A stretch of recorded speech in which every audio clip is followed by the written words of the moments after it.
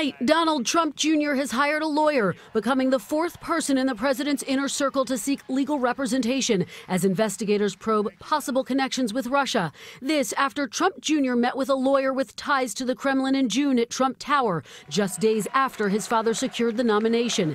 At first, Trump Jr. said the encounter with Natalia Veselnitskaya was to discuss Russian adoptions, then acknowledging he was promised information about Hillary Clinton that might be helpful to his father's campaign. Now the Senate Intelligence Committee says it wants answers. Donald Trump Jr. will be somebody that we want to talk to.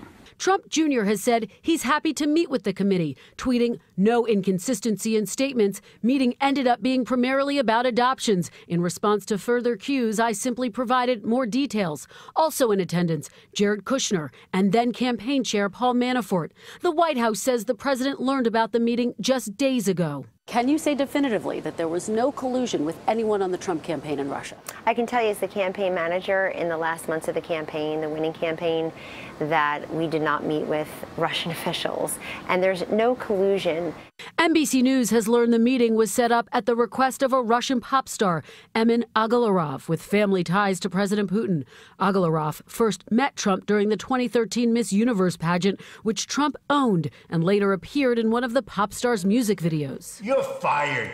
A publicist for the singer tells NBC News nothing came of that meeting and there was no follow-up between the parties. It took place amid a campaign in disarray. One campaign official saying, "We had a habit of unplanned meetings with unnamed people." I don't think this definitively establishes that the Trump campaign colluded with the Russians, but I think it comes close to definitively establishing that the Russians were reaching out, hoping they could move it in that direction.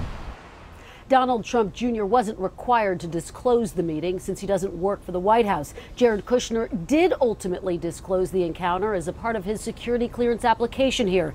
Tonight, the Kremlin says it doesn't know the lawyer in question.